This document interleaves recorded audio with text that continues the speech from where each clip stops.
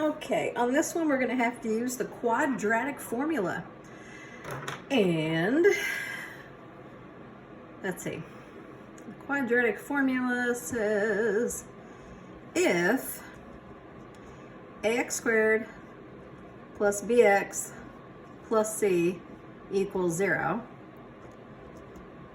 then x will equal, and here's the formula, negative b plus or minus the square root of b squared minus 4 times a times c all over 2 times a.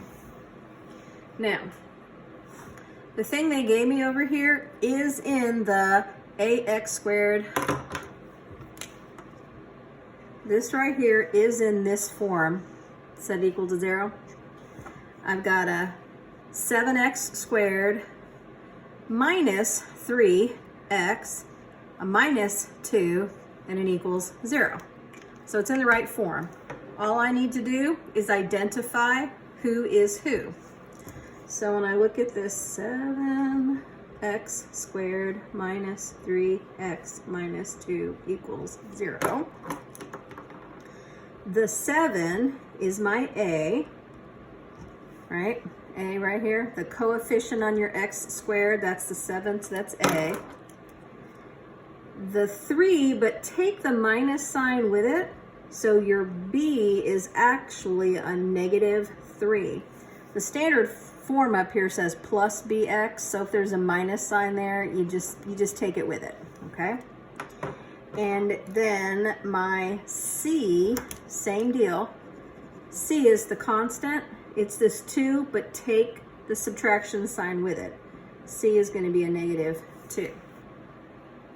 And then what you're going to do is you're going to take those values and plug them into the quadratic formula.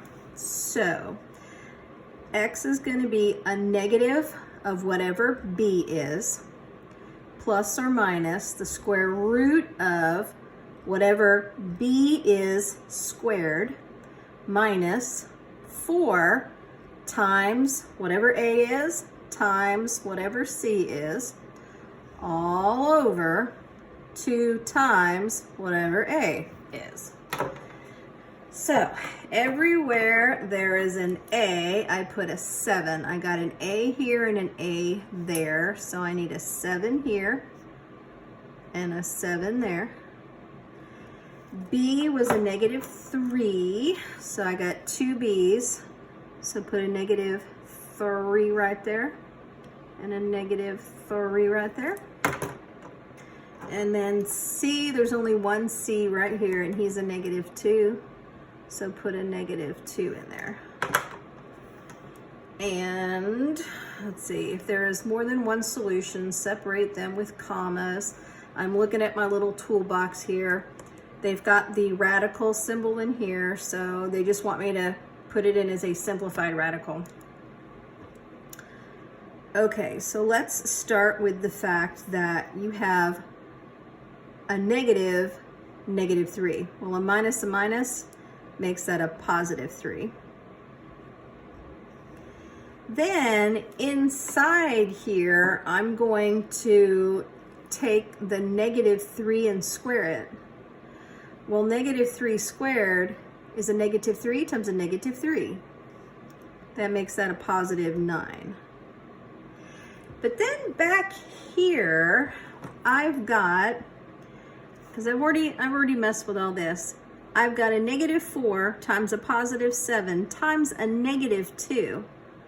So I'm going to see this as a negative times a positive is a negative, and that negative times this negative is going to change this to a positive value. And then 4 times 7 times 2 is 56. All over 2 times 7 is 14. Then I'll finish up the math under the radical. 9 plus 56 is 65. All over 14. Now, they're going to want you to try to simplify this radical, but I can't, because if I look at the factors of 65, they are 1 and 65. 2 doesn't go in there. 3 does not go in. 4 doesn't go in. Ooh, excuse me. 5 does. Let's see. 5 goes in there 13 times. 6, 7, 8, 9, 10, 11, 12. Back to 13. These are my only factors. And 1 is the only perfect square, but the square root of 1 is 1, so it's really not simplifying it at all. So since none of these factors, the other 3, are perfect squares, I can't simplify my radical. I can't break it down.